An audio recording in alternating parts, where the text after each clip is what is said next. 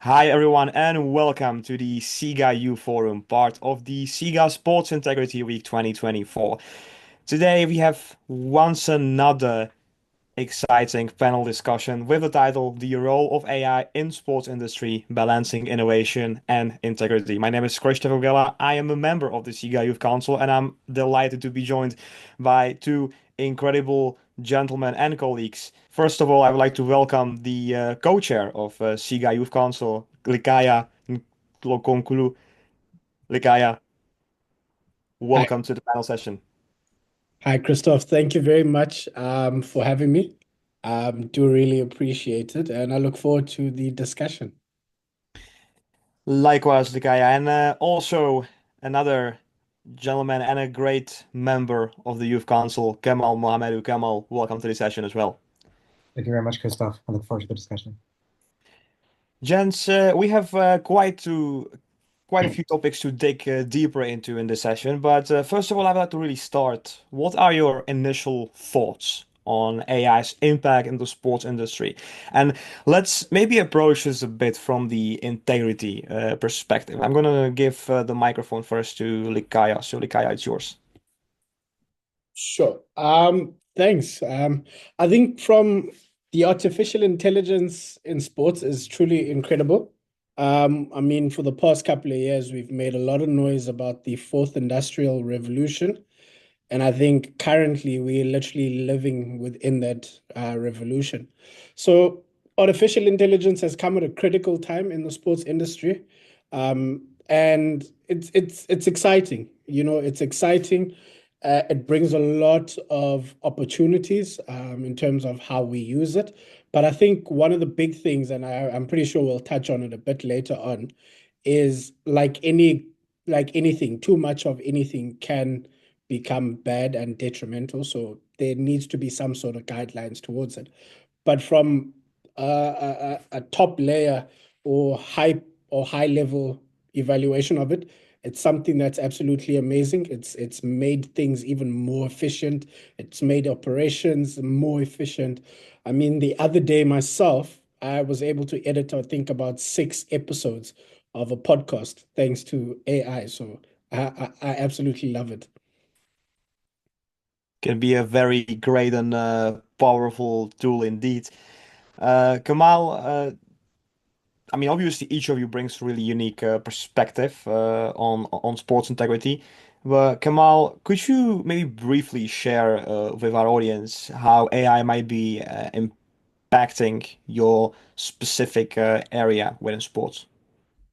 Sure. I think I would like to start also by seconding Likaya's excellent point about the globalization of sport. I think we're witnessing the arrival of AI into sports at a time where sports is continuously shaping cultural norms, uniting cultures, traditions, and values across societies and across borders.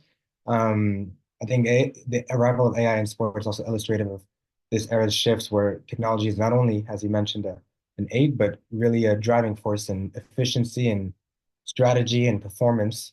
And really, we've seen how it's integrated so many different specific areas across so many different sports. So when it comes to my own personal favorite sport, which is football, I think the main sort of um, way to visualize the way AI has impacted sport is through officiating in football.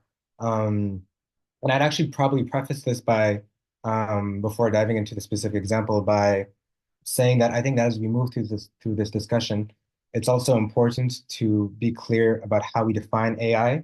I think today it's a very loose term that can be thrown around sometimes into areas where it doesn't really belong, just because it's sort of this marketable term that can get you more clicks. But it's important to be precise. And I think that AI is really an umbrella term. It's an umbrella concept in many ways that encompasses different technological elements, whether it's machine learning, autonomous systems, anything.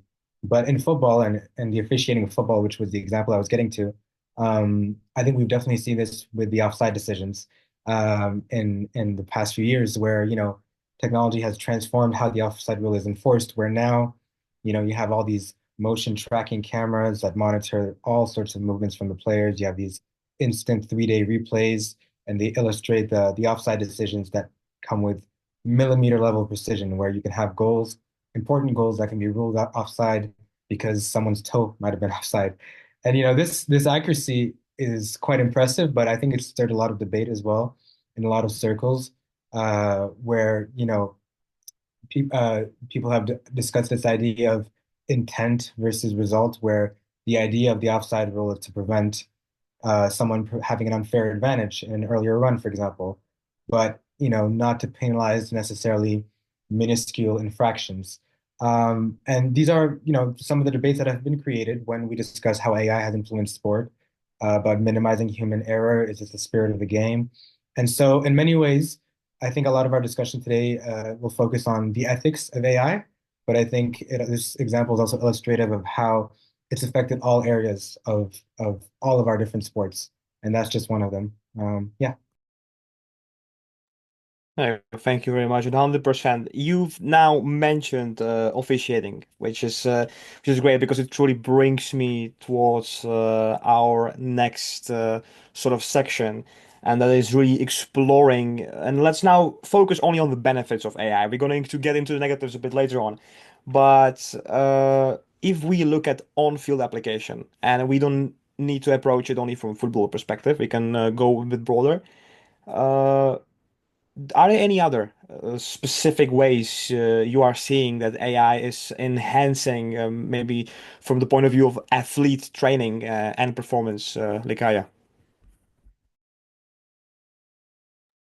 Sure. I think from my side, one of the fascinating ways that I've seen is the ability to manage data and large data at that. I think it was a couple of years back when a renowned football coach actually put out a warning in a press conference to say, let's not focus too much on the data side of things, but let's rather also keep the human element and understanding that athletes are humans. But specifically for me, I've been fascinated by the ability to, number one, collect data, but also the efficiency in analyzing that data, processing and analyzing that very same data to give people real-time insights into some of the metrics that it measures. So, for instance, when you watch a game, you almost certainly in the fifth minute are able to pick up how many meters an athlete has run onto the field, how many passes have been made in a game. So things such as that, they provide an addition to not only the coaches but also to the fans that actually do then have the opportunity to watch. But I think for me, the biggest fascinating point has been its ability to collect that data and to also process and essentially spit out or generate for us valuable insights with the data. Yeah. No, definitely. I truly agree. Everything is data. And I agree that the AI being really able to, because if we look at how AI is being trained, like it's massive, massive data sets. And I think this already brings me a bit to the next section, but I don't want to go there just yet. I would just still like to stay a bit with the benefits. Uh, let's talk a bit more beyond on-field now. If we look at the whole concept of event management, there is undoubtedly we have many ways, and we're observing many ways that AI might be improving operational efficiency and enhancing fan experience. Kamal, is there something you've observed on this in this field? Sure. But before I dive into that, I'd like to add my own word about on-field application as well, because I think that as much as, and this is important as you've highlighted, as much as there are many risks attached to the ethics of AI, which is what a lot of our discussion will focus on inevitably. Um, I think the main question, the main reason why we're even having this discussion is because, and why people find AI so attractive is because of this idea of efficiency, where, why are football clubs, why are athletes always attracted to this idea of AI? Because they find ways that allows them to personalize and enhance their performances. And this extends to all sorts of circles of athletes' daily lives, whether it's personalizing training routines, whether it's personalizing injury recovery routes. All of these things matter a lot, and that's certainly worth highlighting. And I believe I agree entirely with this next segment which you brought up, which is the idea of event management. I think that it's becoming increasingly important to strategize efficient event management, whether it's crowd control, whether it's understanding sort of different safety risks, different concerns. This idea of efficiency is being applied to all sorts of circles, and event management is certainly one of them.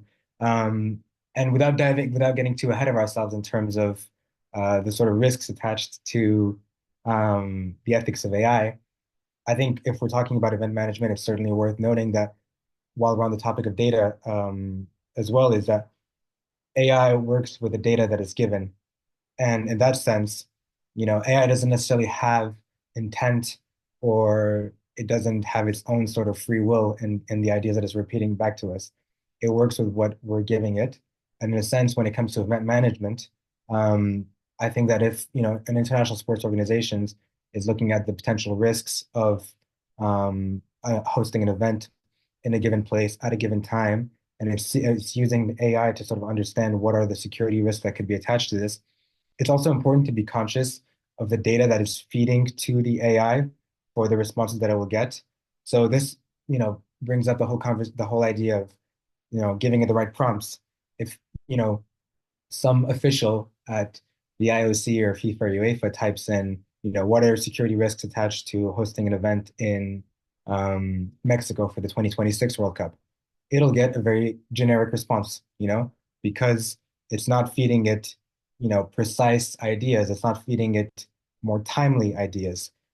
The AI might not be up to date with the latest news. What are the latest developments in terms of regional risks, et cetera, et cetera? The same applies to the US and Canada, evidently in that case as well. But these are things that we have to keep in mind when it comes to event management and when it comes to this discussion about data, because AI works with what it's given. And if we're feeding it biased data, we're feeding it biased ideas, then we're more than likely to receive biased responses. And I think, as I sort of mentioned at the beginning, sports is really a transnational force that has the power to shape cultural norms. And to that end, it's really important that, we don't go the wrong way and end up leveraging AI as a force for furthering more divide between us when the sport is seen by many as the ultimate uniting force for people around the world. Um, so I might be getting a bit ahead of myself in terms of the risks attached, but in terms of event management, AI is definitely useful for operating more efficiently and strategizing in different ways when it comes to crowd control. That's for sure. No, 100%. I also think it's quite important to really dissect the different types of AI here, right? So here we are not really talking about generative AI, we're talking more about data clustering. And what I wanted to maybe add to this is really AI from the point of view of fan experience. Since the thing that you see when it comes to fan engagement or fan experience, the emphasis there is really not really on the sporting results. Yeah, the question in fan engagement is always, can a fan really enjoy themselves even if their team performs badly? That's always the biggest issue here. And if you look at the statistics, like looking at the NBA in the US and Canada, only 40% of in stadium time is then actually spent around the court, right? So there is many things that AI can really play into a massive role in when it comes to these fan engagement and data overlap. What I always like to mention one example. I think it's really in football at least, and in European football, it's one of the best examples of actually effective use of data, and they are leveraging quite a lot of AI models for this as well. It's the Belgian Club Brugge. What they are doing basically is they're really tracking the movement of fans around the stadium. So they have this thing called Club ID, And basically, how it works is that every single transaction at the stadium is then made using this card, which they are then pretty able to create heat maps of fans at the stadium, like around where they are, and it helps them to re-optimize sort of their assortment. Or maybe what happens is that they know that that the fan is sitting in the stadium section C, but he then goes buy a hot dog at a completely opposite side of the stadium. And then they see the data and they see, okay, well, what happened there? Like, did he end up at a completely different side of the stadium because the fan got lost, or was it because they met up with a friend? All these things, and this is how AI can really effectively play a role in this, because they can not only AI can really collect or help with collection of those data, but it can also cluster them very effectively and in a more, let's say, operational, efficient way than a human being. And I think this is a very important, a very important point to add with regards to fan engagement. But since Kamal, you amazingly already touched the sort of associated risk and challenges when it comes to use of AI, I do want to give the word now to Likaya. Uh, AI has been raising many ethical concerns over the last year or so, when it basically became a huge topic. But I also think it's important to mention here that AI is not really a new thing. AI has been here for many years. Now, with the introduction of LLMs and and generative AI, it's just become much more relevant and discussed. But Lukaya, with taking everything into concern, what we've heard here, what do you think are the primary risks that are associated with the usage of AI in sports? And do you also think that athletes and other stakeholders, as a follow-up question, do you think athletes and other stakeholders in sports should have more control over their data? To answer the second part of your question, 100%. And I think that is one of the biggest risks with AI. Because earlier on, Kamal raised a valid point, is that we must always remember that AI doesn't have the data. It relies on the input that we give to it. So essentially, the data that we would collect to feed onto that, I think everybody should have a say in whether or not they consent to their data being used.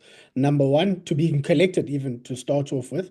And number two, there's a big topic then that would pop up there is we also need to be transparent in terms of informing. So if I'm going to collect your data, I need to, number one, ensure that I've got your consent, that you do allow me to collect your data. And secondly, you do fully understand how we're going to be using that data. Because essentially, if we're going to not be transparent with people, we run the risk of essentially, we must always remember that in this current world that we're living in, we've got online personalities that we create based off of how we interact with the technology that's available. And essentially, you will find people that have a complete different perspective of how they use technology. There are people that opt out of using social media, for example. That's just a blunt example that I'd use. But essentially, that's the importance of transparency.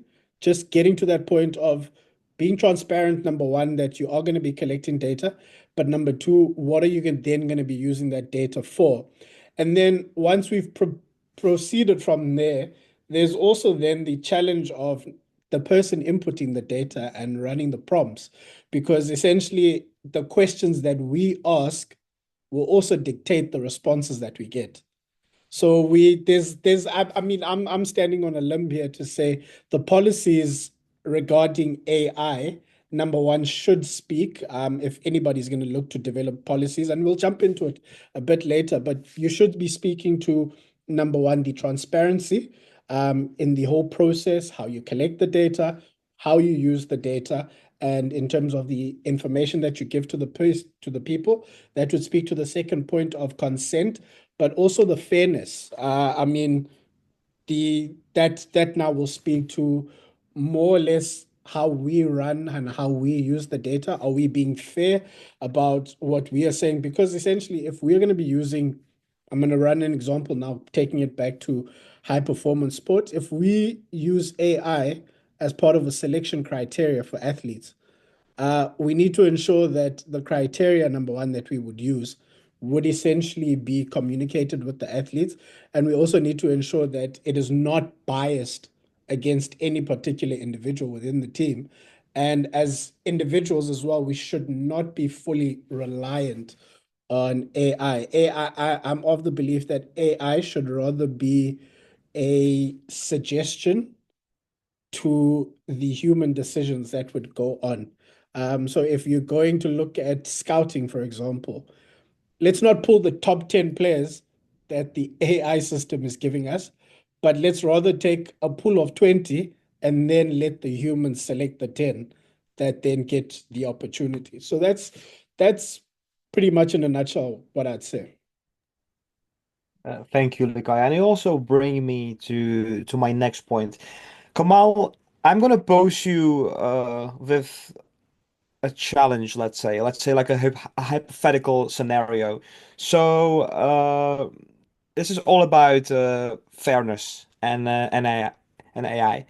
So imagine you are hypothetically a chair of a football club, and then there is another football club in this competing in the same competition as you, but they have much, let's say, they have better resources and they have access to advanced AI tools, which can then help them incredibly with, for example, making transfer-related decisions.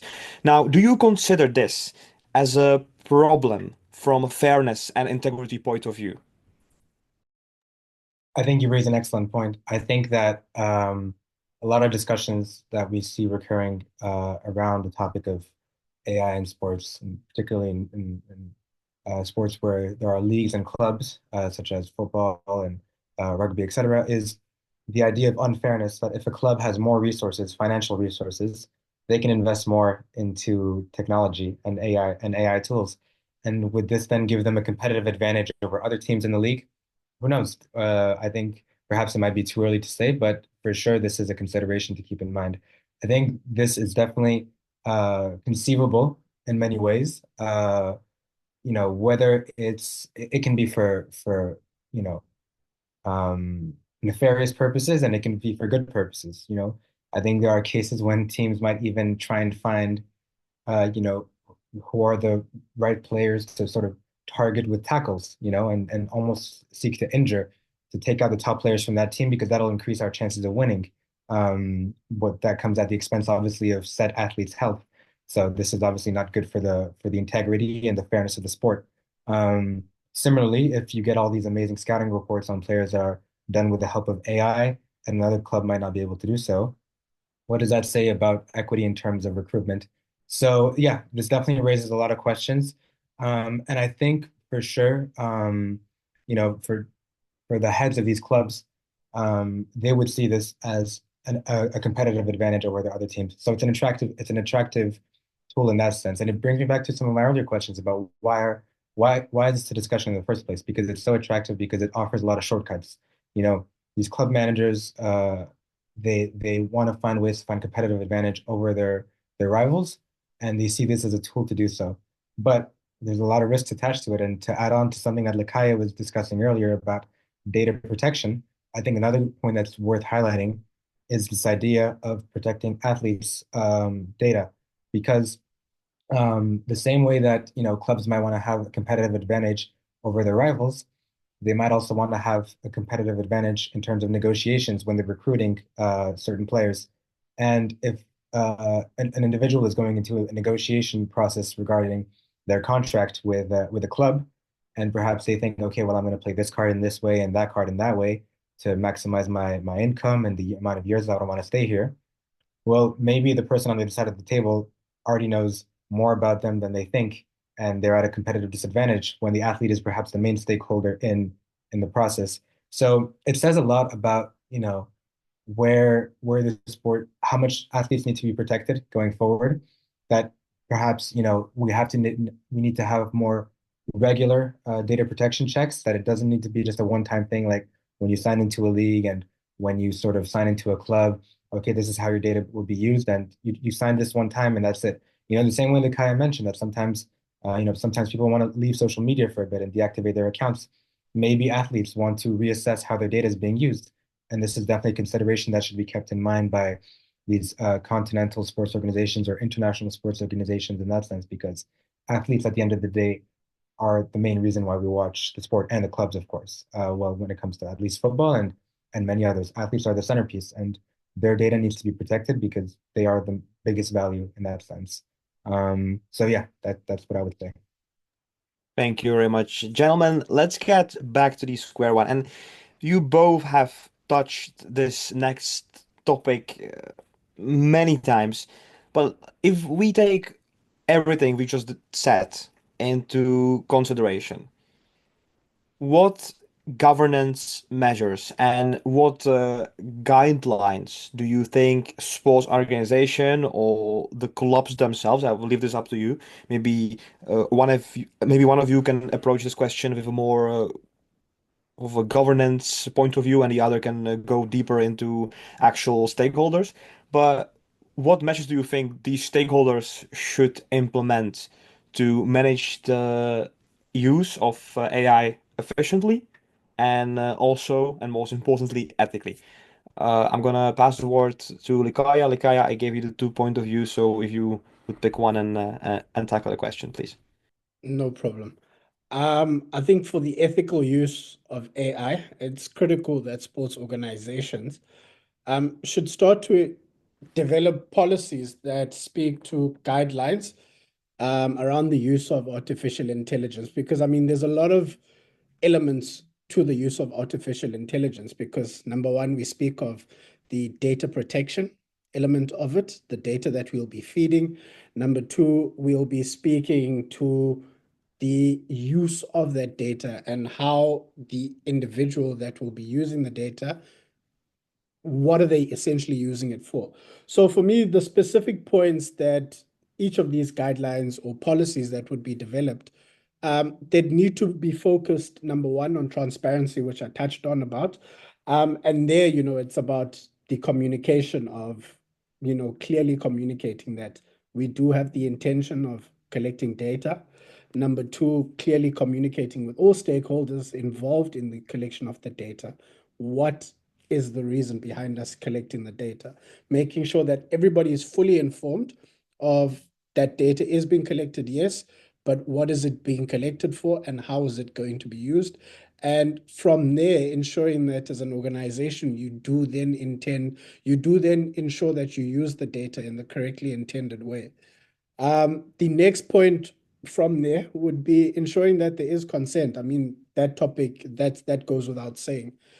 You cannot be collecting and using anyone's data unless you have written consent from them or an acknowledgement. So that's a big point. I mean, in South Africa, we've got the POPI Act, which has come up. I think it's the Protection of uh, Private Information Act, which is a big thing in the country for us. And I know it's a global thing. It's a global act that is a lot of countries have it. So we also need to ensure that you are respecting the people's data and consent, but you're also aware of, for example, if you're running a sports organization in Europe, you need to ensure that you do have an understanding of the data laws and the laws around data on other continents and in other countries, because essentially the people that will be using your app or interacting with you, giving you the data, are essentially in other countries and in other continents where the laws might be completely different. So another point would then be in terms of fairness. The third point that I'd speak to, and yeah, really ensuring that, nobody's being we're not being biased against anybody. I mean, a very common example that we've used is selection process using AI. We need to ensure that, from the intent that the person using or the person inputting the prompts and the data onto the specific AI tool that you'll be using is being guided by a strict protocol that says this is how you enter the data because we want it as objective as possible. And it's never going to be 100% correct. That's another thing. That's another thing we need to ensure that we understand is that AI is not the black and white of the thing. We need to understand that, as I mentioned earlier on, it's a suggestive tool. It's not the holy grail of the searches that we want. It's not always going to give you what you want, but it will take you more than 60% there. It will take you more than 60% through the task. And we still need to ensure that even though it's taking us 60% there, we do allow humans to still have a bigger effect in terms of that entire process and ensuring and going through. Because, moving a bit away from sports, there's been a big cry from the higher education system where there's complaints of the use of AI by students writing essays and writing tests, and I really feel this is a big and important point that we really need to understand that it's not using AI is absolutely great, but it takes away fundamental skills such as thinking. I mean, if you're going to be reliant on getting your essay topics and your searches all from AI, you start losing that ability that to think creatively and to find solutions. So that's from my side, those are the 3 points. Let me not talk too much, but from my side, those are the three main points I would absolutely love that any organization that's fully adopting the use of AI should really look at ensuring that they've got proper guidelines and policies that will address those 3 points. But also, the fourth point I'll add to that is ensuring that humans fully interact with the data throughout the entire process to still ensure that, we are not fully reliant on the AI. Thank you, Lakaya. It was a very extensive and thorough answer. Kamal, is there anything you'd like to add to this? And I would like to also just request you to this time. Let's do this briefly because I see the clock's ticking out, and we still have a few important points to touch. Just please, if you can be a bit brief on this one. Sure, I'll do my best. I mean, I find myself agreeing with Likaya, with all the points that he's raised. To add a few more ideas to them, I think that yes, um, fighting the bias that AI provides is important. And one way to do this is through education, because education at the end of the day is the key to the future. It's what keeps us in that process of learning. And if we create this over-reliance on AI tools, when it comes to generative writing, at least, or the generation of ideas that we then turn into policies, well, we're allowing a dumbing down of ourselves, that and this extends to a dumbing down of our outlook on society. And when it comes to hosting events, sports events, this can have some important consequences that would rather be avoided.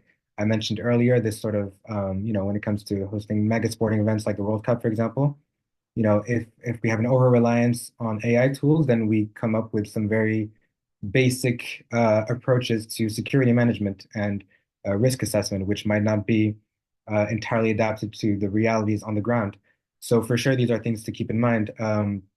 Without going on too long, because I know that we need to get to the rest, I know that I also want to emphasize this idea of data protection, that safeguarding and being transparent in athletes with athletes regarding how their data is used is absolutely crucial, important. I know that, for example, the NBA has already started a few policies when it comes to this level of data protection, but the rest of the basketball world has not necessarily adapted in the same way. And this raises the question then of, both because when we talk about these ideas and these recommendations for governance, I think we also need to keep in mind that there's both a micro level and the macro level. And in both cases, there's sort of they sort of have this self-reliant dependence in the sense that clubs, perhaps they need to follow perhaps they define their own sort of regulatory framework for how AI is used, for as long as, the large sporting organizations don't themselves decide what will be the guidelines to follow. And so this leads to a very sort of biased and I'll do it my own way sort of approach, which can sometimes have its own consequences for the reasons that we've discussed throughout this podcast. But also at the level of international sports organizations, I think that it's important to have these specialized committees that know how to approach these questions. So, the three of us are here discussing these matters, but we haven't necessarily done, studies on AI and the risks attached to it. And we have extensive knowledge about sports and international relations and all these attached fields that allow us to have these insights. But I'm sure there's a lot of things that are also missing out on that people who would be on a specific board would be able to input. And I think that having those specific bodies within these international sports organizations um, capacities is absolutely vital. It's absolutely vital for as long as these international sports organizations respond only to themselves and there's no sort of external force that regulates them. Because for now, there's no regulator for the regulators of the game. So we need to trust that they are able to approach this properly, and our recommendations can only go as far as them. And for that reason, this is what I put to them, which is it's important to be on top of this and be proactive and not reactive to the issues that will come out of this force that's redefining our society from in all circles, from sports as we've discussed to higher education, as Lakai has mentioned. So for sure, these are things to keep in mind. Thank you, Kamal.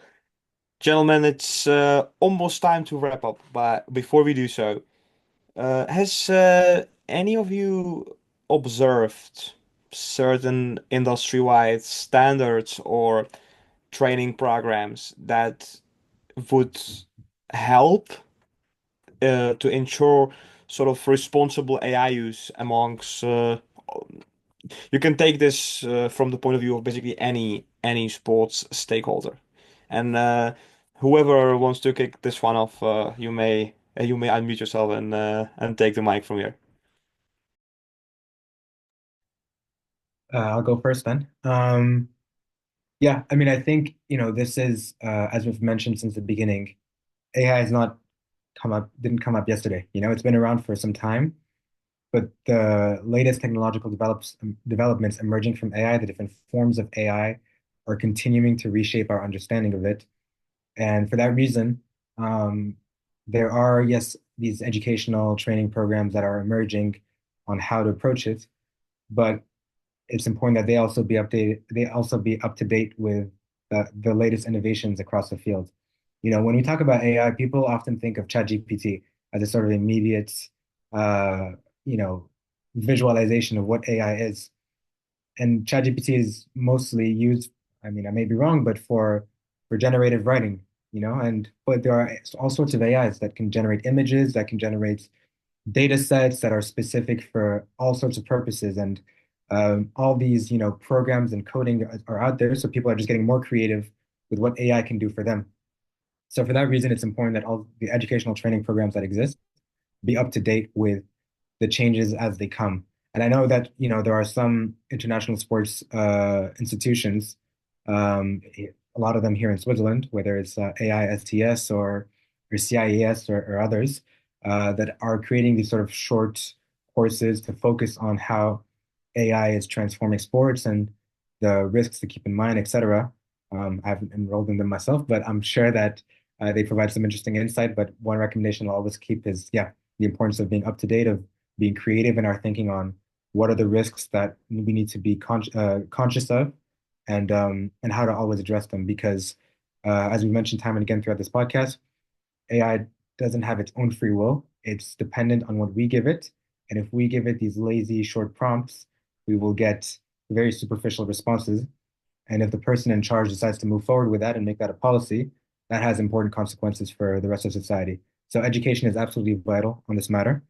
people who work at the top of international sports organizations and the regulators across the board in all types of sports need to be ready to face this because whether we like it or not, it's here. It's being used on a daily basis by everyone, and um, and it's important to yield it in the right way and not let it affect us negatively as it's already started to do in a number of ways as we've outlined.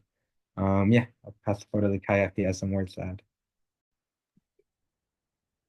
Yeah, I think from my side, Kamal's hit the nail on the head. Um, there are programs that are out there. Personally, I haven't really gone through quite a bit of them. But yeah, nothing really much to add on my side over and above what Kamal has said. The just literally to reiterate his point of the programs that are there, it's essential to ensure that those themselves are being regulated to ensure that they are continuously updated and are up to date with what's happening because I mean the AI space is transforming at a rapid pace that what was relevant 3 months ago is probably at the back of the chain if we are to look at what's relevant today. Thank you, both of you, for these great points, gents. It's the time's up. It's we have to make some closing remarks, and to do so, I would like to give the stage to each of you for one last time in this panel. And I would like you to answer this question really as briefly as possible, maybe one or two to three sentences. The question I have is, what would you say is the single most important takeaway for sports organizations looking to integrate AI responsibly? Just think of what we've said throughout these 45 minutes, and please, the floor is yours. Sure. I think that the main takeaway is sports, as I mentioned at the start, have the power to shape global cultural norms, and sports organizations need to be conscious of this. AI is reshaping governance mechanisms in a number of ways. It's reshaping the reality of a lot of athletes and fans. And as such, considering the power of sport and the way it can shape narratives, outlooks, countries' images, everything. Um, I think that it's important that sports organizations yield this force in the right way and not let it be affected by technological advancements. Yeah, I think on my side, summarizing it into a few sentences might be a bit of a challenge, but I'll try my best. I think even to say the single most important takeaway is a challenge in itself, but I think the biggest takeaway for me would be ensuring that we are not overly reliant on AI. Yes, it is an amazing tool to be used. It can provide a tremendous amount of efficiency. There's a lot of things. There's a lot of things that it can do, and people are still yet to find the true potential of it. So there's still more uses of it that will be developed going forward. However, I do feel we need to ensure that we guard ourselves against being too overly reliant on it, and also to ensure that the intent of how the intentions behind how we use AI are properly governed and that we remain true to ourselves. Because we need to always remember that at the heart of this industry is the athletes that essentially provide us with the key asset of the sports industry. And without those athletes, there is no sports, right? So we need to ensure that whatever we do going forward is essentially for the benefit of those athletes. And we do our very best to also protect the data, not only the data, but the athletes themselves, because I mean it's incredible now that we can sit here and generate an image of somebody doing something in a completely different setting where that person has never set foot. So we need to ensure that we do have the intention, we guard against the intention of doing harm.